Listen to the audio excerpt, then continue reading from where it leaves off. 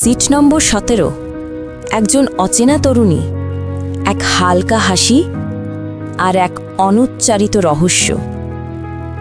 এই ট্রেন কি তাকে নতুন জীবনে নিয়ে যাবে, নাকি ফিরিয়ে দেবে এমন এক অতীতে যেখান থেকে সে পালাতে চেয়েছিল? আজকের গল্প ট্রেন যাত্রার হঠাৎ দেখা, পর্ব 1।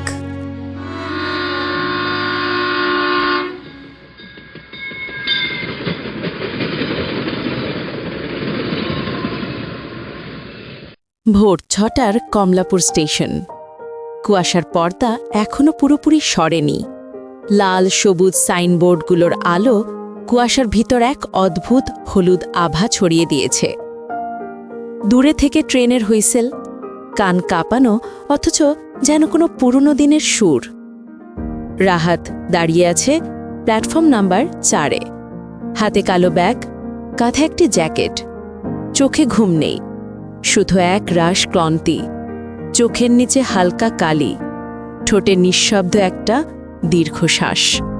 সে ঘড়ির দিকে তাকালো, 5:47 আর 13 মিনিট। সে মনে মনে বলল, পঞ্চগড় এক্সপ্রেস ছাড়বে 6:10-এ।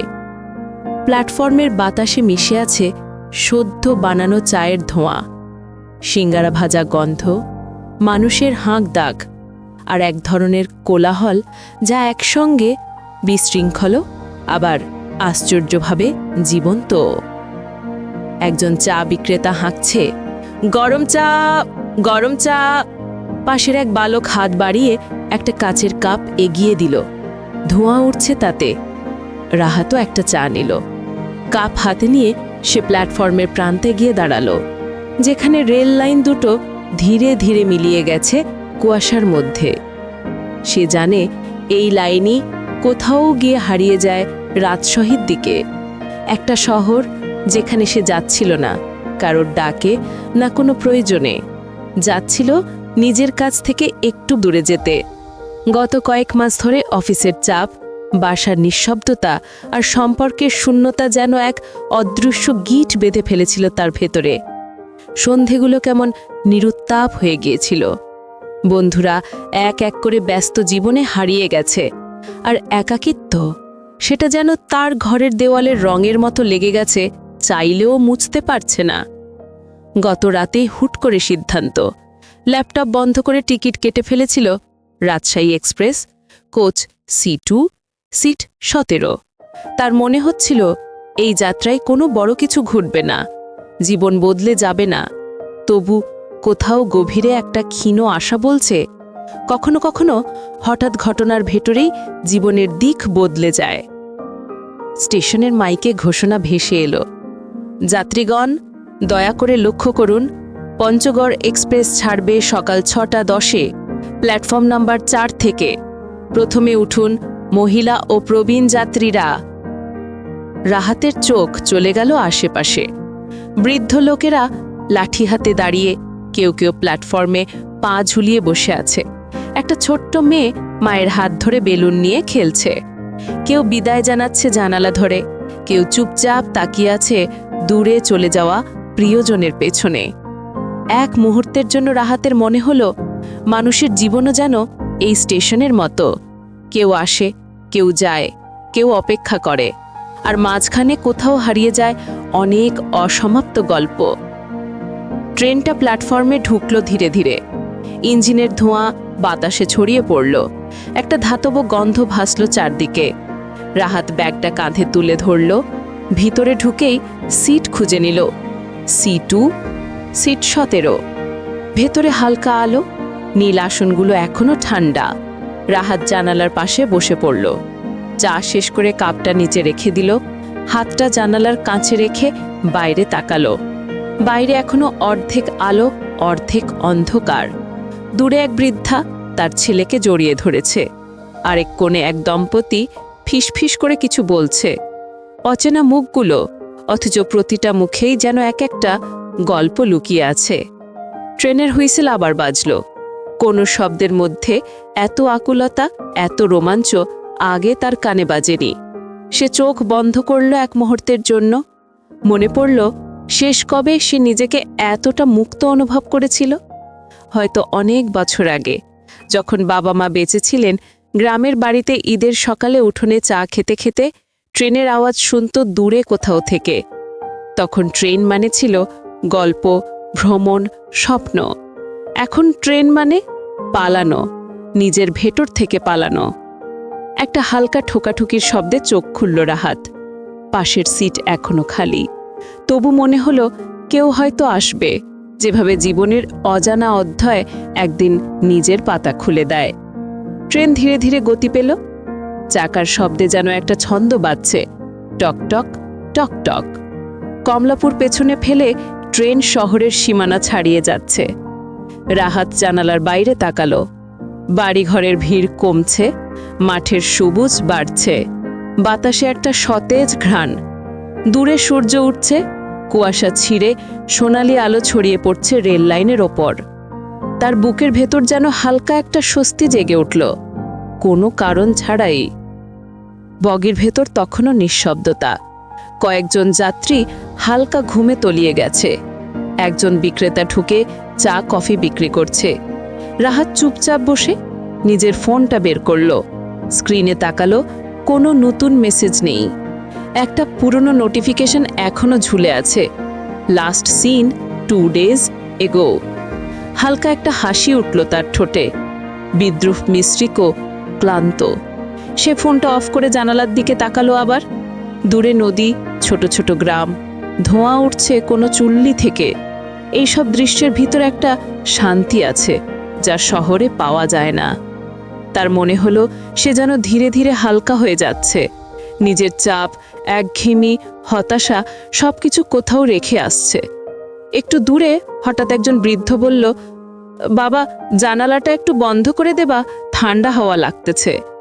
রাহাত হেসে মাথা নাড়ল, জানালার কাচটা টেনে নামিয়ে দিল।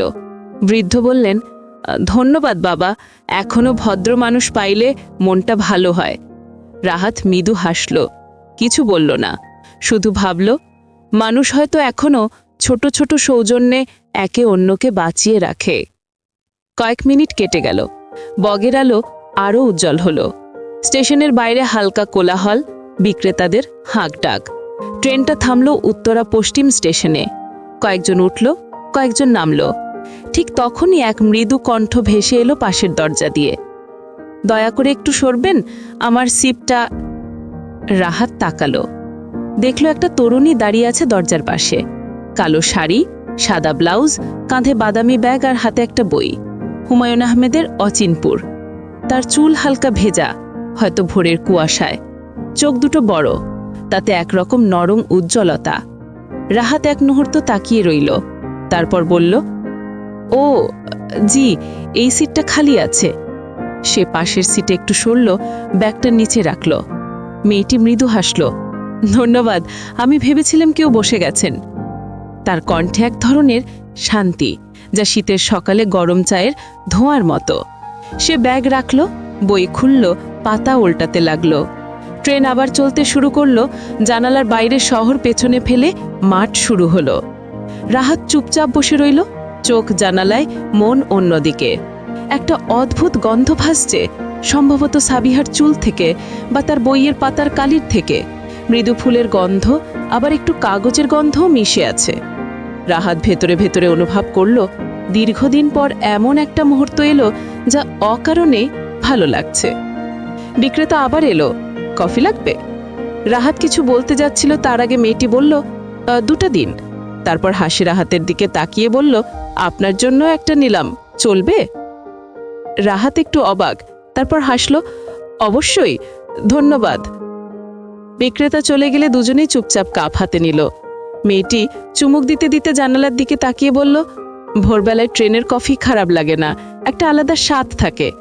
রাহাত বলল, হ্যাঁ, যেন শহরের ক্লান্তি থেকে এক চুমুকে মুক্তি। দুজনের চোখ এক মুহূর্তের জন্য মিলল। অজানা, কিন্তু অস্বস্তিকর নয়, বরং শান্ত। বাইরে তখন কুয়াশা পুরোপুরি কেটে গেছে। রোদ জানালায় পড়ে মেয়েটির মুখ আলোকিত করল। তার চোখের পাশে একটা তিল সূর্যালোকে ঝিলিক ঝিলিক করছে। রাহাত জানত না এত সহজ কোনো দৃশ্য হৃদয় ঢেউ তুলতে পারে। তার মনে হচ্ছিল যেন পুরো ভ্রমণটাই নতুন অর্থ পাচ্ছে। কিছুক্ষণ পর সে সাহস করে বলল, আপনি হুমায়ুন আহমেদ পছন্দ করেন? মেয়েটি হাসে তাকালো, চোখে দুষ্টু ঝিলিক। শৈশব থেকে মনে হয় উনি আমার মনের কথাগুলোই লেখেন। এই এক বাক্যেই বরফ গলে গেল। রাহাত হাসল, বলল, আমারও তাই মনে হয়। ওনার লেখায় একটা সাদামাটা জাদু আছে। মেয়েটি বই বন্ধ করে বলল, ঠিক বলেছেন। তার চরিত্রগুলো কখনো বড় নয়, কিন্তু মনে গেঁথে যায়। যেমন হিমু, সবচেয়ে অসম্ভব মানুষ, অথচ কত কাছের। রাহাত বলল, আমার মনে হয় হিমুর ভেতর একটা একাকিত্ব আছে যা আমরা লুকিয়ে রাখি নিজের ভেতরে।